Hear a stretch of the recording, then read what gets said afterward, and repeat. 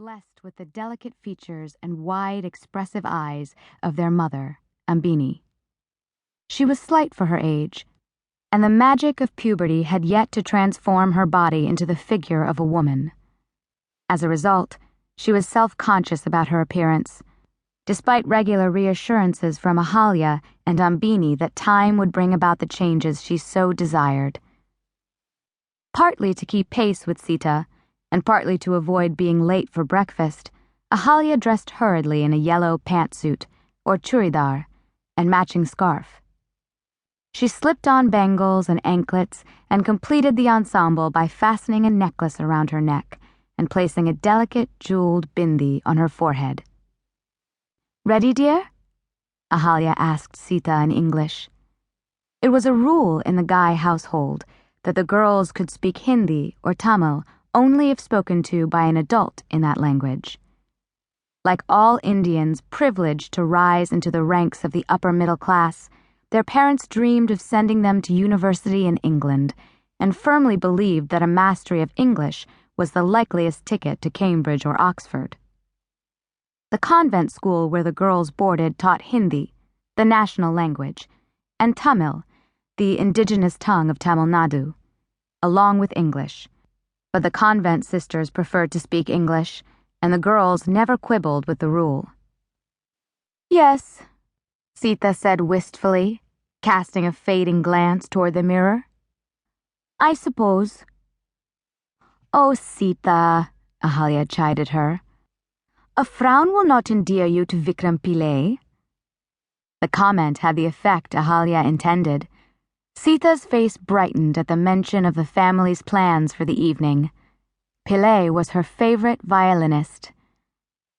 "Do you think we'll get to meet him?" Sita asked. "The line after the show is always so long." "Ask Baba," Ahalya said, thinking of the surprise she and her father had planned for Sita, and had succeeded in keeping secret. "You never know with his connections." "I'll ask him at breakfast," Sita said, and disappeared through the door and down the stairs. Chuckling to herself, Ahalya followed Sita to the living room.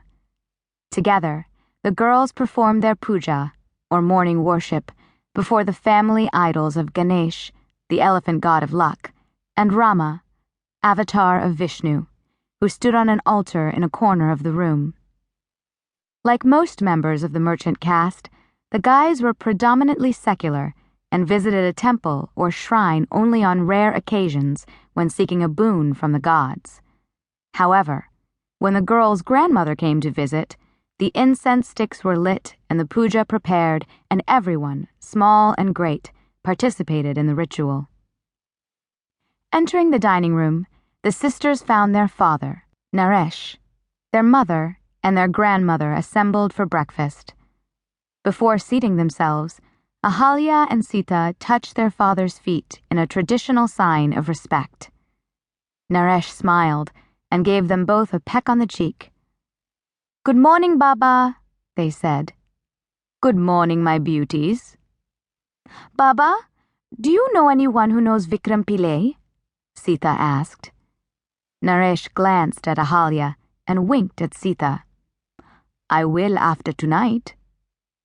Sita raised her eyebrows. "What do you mean?" Naresh reached into his pocket. "I was going to wait until later, but since you asked..."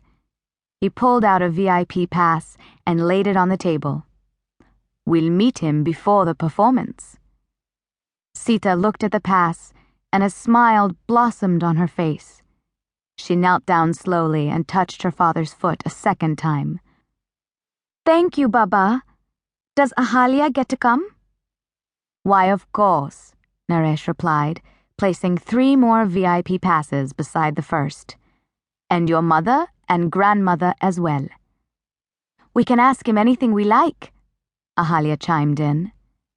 Sita looked at her sister and her father, and her smile knew no bounds. While the sisters took their seats at the table, Jaya darted around the room, placing bowls brimming with rice, coconut chutney, masala dosa, potato stuffed crepes, and flatbread called chapati on the table.